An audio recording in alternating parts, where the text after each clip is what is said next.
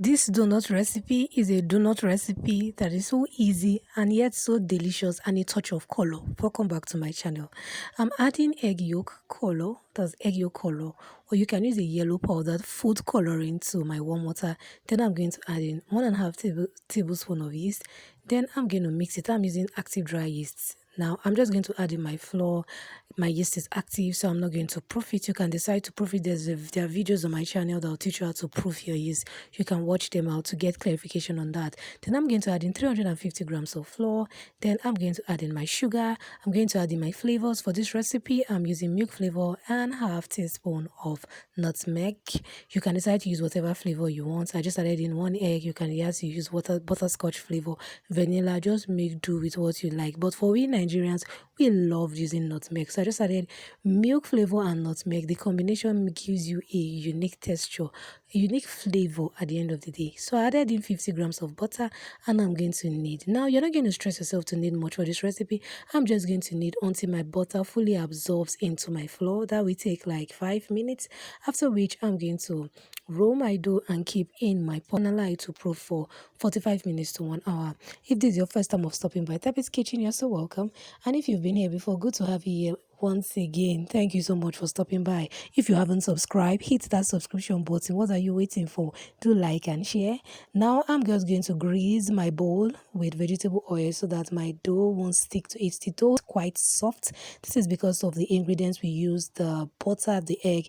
It helps to make your dough very soft and your donut will come out feeling very fluffy and soft at the end of the day. I'm going to cover and allow it to proof for 45 minutes to 1 hour. This is after 45 minutes. You can see your dough, the pan is filled up. It has really proofed. Now I'm going to get my dough now on my surface, and I'm going to divide into portions. After dividing it into portions, I'm going to be showing you 2 ways by which you can cut or shaping your donuts, and at the end of the day you're going to find out the one that you prefer.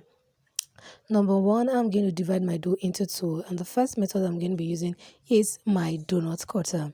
There are lots of donut recipes on this channel, and you guys seems not to have enough. Check them out and find out unique ways you can have a delicious, soft and fluffy donut on your table. Whether you want it knead, a little bit kneaded, no knead, or fully kneaded donut, there are lots of variety. I've made it easy for you to learn as a beginner and both as a beginner and at a professional level. Now I'm going to use my donut cutter, dust it with a little bit of flour and cut my donut shape. This is quite easy, an easy method. If you have a donut cutter, just cut it like this. After dusting your donut cutter with flour and set aside, it's good you dust your donut cutter with flour because you do not want your cutter to stick to your donuts while cutting. Now the second method, I'm going to roll my dough into mini balls. After rolling it into mini balls, I'm going to further roll it on my surface and proper shaping it to form a round ball, a round circular ball. Then I'm going to flatten the top. Now while after flattening the top to my taste or to the way I like it, I'm going to use whatever you have available that can give you a round hole at the middle, a bottle, a nozzle, the cover of anything that can cut that circle at the center. Just make do with it. Then I'm going to further shaping the circle and shaping the donut to make it perfectly round. After doing that, you can see I did dust my fingers with flour so that it won't stick to my fingers. Then I'm going to set them aside to proof. Now this is them that I've allowed them to proof for like 15 minutes, no more than 15 minutes. It will proof for that while frying. Now we are going on now to fry. Make sure your oil isn't so hot. Fairly hot oil is okay. I'm going to add in my donut onto my oil and allow to fry. Once you have the golden brown look, you take it out of the oil. One unique thing the egg yolk color did to the donut is that it made the color to really pop. Do you understand what I'm saying? As in, look at this donut. It is looking beautiful.